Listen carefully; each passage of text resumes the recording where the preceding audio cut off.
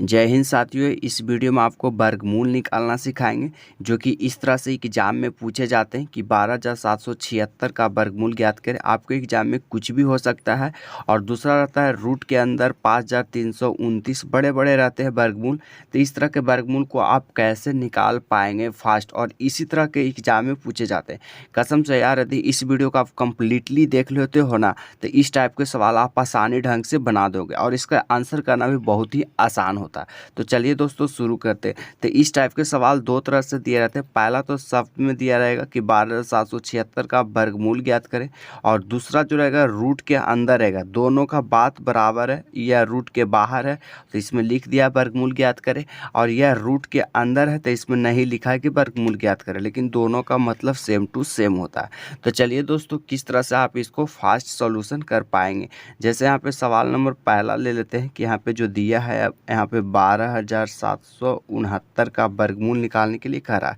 तो इसको कैसे निकाल पाएंगे?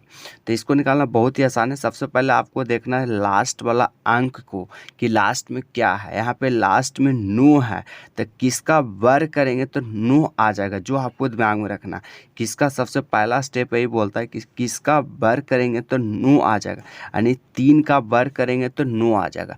और 3 में क्या जोड़ें कि 10 हो जाएगा, तो 7 जोड़ देंगे। यानी दोनों का वर्ग कीजिएगा तो दोनों के लास्ट में 9 आएगा। 3 का वर्ग कीजिएगा तो इसका भी लास्ट में 9 आएगा। 7 का वर्ग कीजिएगा तो इसका भी लास्ट में 9 आएगा। यानी यहाँ पे 9 आ रहा है।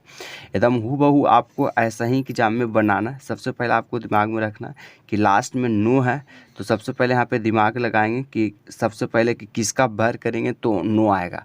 तो सबसे पहले एक डिजिट को ढूंढ लेंगे। मान लीजिए 3 यहाँ पे मिल गया कि 3 का वर्ग करेंगे तो 9, तो 3 में क्या जोड़े कि 10 हो जाए तो 7, यानी 7 का भी वर्ग करेंगे तो 9 आ जाएगा। लास्ट में 9 आ जाएगा। एक स्टेप कंप्लीट हो गया। दूसरा स्टेप में क्या कहता है कि जो 2 डिजिट यहाँ से ख़त्म हो गया, अब जो 2 बचा उसका वर्ग के नज़दीक लाना। यहाँ पे इसको देखें कि किसके वर्ग के नज़दीक है, इसको देखेंगे। जो बचा यहाँ पे 2 डिजिट खत्म हो गया, अब बचा यहाँ से 3 डिजिट, यह किसके वर्ग के नज़दीक है। तो यहाँ से हम ले लेते हैं 11 का वर्ग करते हैं। 11 का वर्ग करते हैं तो 11 का वर्ग होता है 121, और यदि हम 12 का वर्ग लेते हैं तो 144 होता है। मतलब कम वाला लेना है, ज़्यादा वाला नहीं लेना है, कम वाला लेना है। यह वर्ग 127 के लमसम नज़दीक है, और 12 लेते हैं तो 127 से ही बहुत ज़्यादा होता है। मतलब 112 का वर्ग नहीं लेना, लेना है 11 का वर्ग। तो यहाँ भी 11 लिख देंगे और यहाँ भी 11 लिख देंगे। दूसरा स्टेप में क्या किए हैं फिर से समझ लिए। पहला स्टेप में तो देखेंगे लास्ट वाला संख्या का कि किसका वर्ग है। तो सबसे पहले यहाँ देखें कि 9 है, तो 3 का वर्ग करेंगे तो भी लास्ट में 9 हो जाएगा। 7 का वर्ग करेंगे तो भी लास्ट में 9 हो जाएगा। चलिए दोनों जगह लिख दिए। अब यहाँ पे 2 डिजिट खत्म हो गया, यहाँ पे बचा 3 डिजिट। 3 डिजिट में देखें कि किसके वर्ग के नज़दीक है। तो यहाँ से हम 11 का लिए हैं। 11 का वर्ग 121 होता है, लेकिन 12 का लेते थे 144 हो जाता है, ज़्यादा होता है। तो ज़्यादा वाला नहीं लेना, न्यूनतम नज़दीक वाला लेना।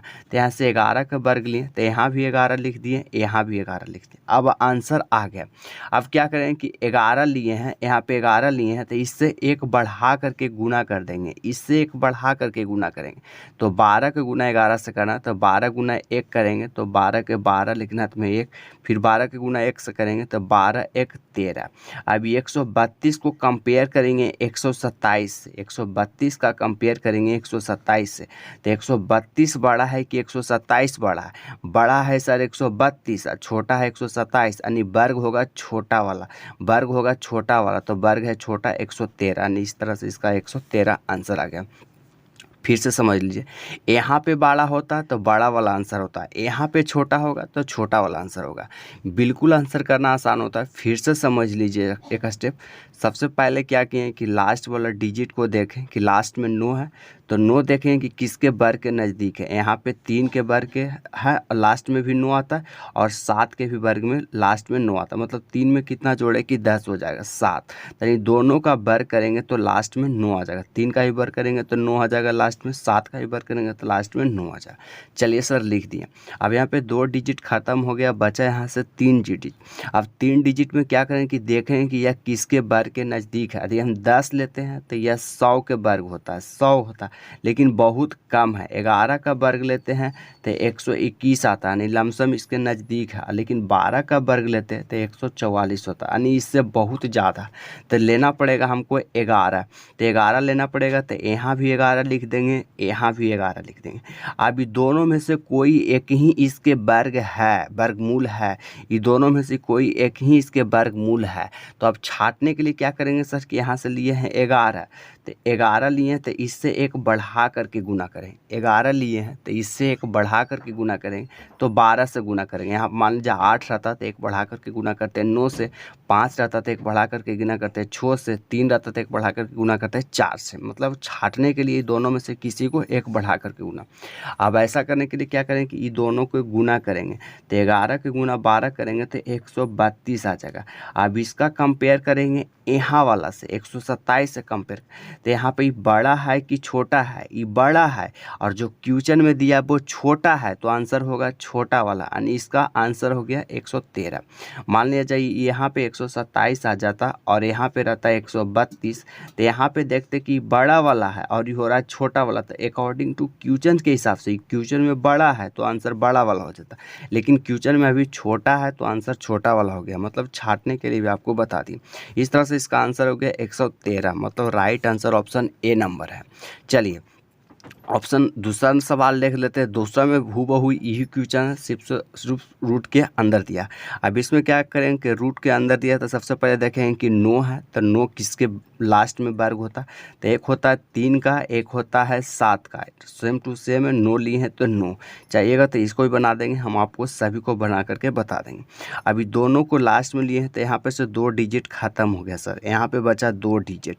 अब 2 डिजिट है तो किसके वर्ग के नज़दीक देखेंगे, तो 52 है सर। तो यदि हम 8 का वर्ग लेते हैं तो 8 8 64 हो जाता है, नहीं होगा। 7 का वर्ग लेते हैं तो 7 7 49 हो जाता है, नहीं लमसम नज़दीक है 7 के वर्ग। तो यहाँ भी 7 लिख देंगे सर, यहाँ भी 7 लिखेंगे। अभी दोनों में से कोई एक ही इसके वर्ग है, या तो 73 का वर्ग होगा या तो 77 का वर्ग होगा। अब इसके छांटने के लिए क्या करेंगे सर कि 7 लिए हैं, यहाँ पे 7 लिए हैं तो 7 को एक बढ़ा करके गुना कर देंगे। 7 लिए तो एक बढ़ा करके गुना करेंगे, 8 से करेंगे। अब 7 8 56 होता है, इसको गुना करेंगे 56 से, इसको गुना करेंगे 7 का 8 होता है 56 हो जाएगा। अब यहाँ पे देखेंगे कि बड़ा है और यहाँ पे ये देखेंगे कि छोटा है, क्वेश्चन में छोटा है तो आंसर भी हो जाएगा छोटा वाला, यानी 73 का वर्ग हो गया। इसके वर्ग होता है 73, यानी 73 का वर्गमूल होता है 53 29। इस तरह से इसका आंसर है। मतलब कि यहाँ पे सबसे पहले लास्ट में छांटना कितना दोस्त को नहीं आता, यहाँ पे लास्ट में देखेंगे कि क्वेश्चन में छोटा दिया है तो जो आंसर आ रहा है वो छोटा वाला, और क्वेश्चन में बड़ा आ जाएगा तो आंसर आ जाएगा बड़ा वाला। मतलब इसको छांटना बहुत ही आसान होता है। उम्मीद करता हूँ सभी सवाल इसी तरह से बनेंगे, जो आपको एक पैटर्न लगा है सभी में हूबहू ऐसा ही पैटर्न लगा, चाहे वो रूट के बाहर दे चाहे वो रूट के अंदर दे। लिख करके भी देगा तो हम ऐसा ही बनाएंगे, बाहर भी देगा तो हम ऐसा ही बनाएंगे। उम्मीद करता हूँ कि इस तरह के सवाल आप आसानी ढंग से बना भी लेंगे। और इस वीडियो से आपको थोड़ा सा भी जानकारी मिला तो हमारे चैनल को सब्सक्राइब करें, वीडियो को लाइक करें, दोस्तों के साथ शेयर करें। इसके साथ जय हिंद, वंदे मातरम।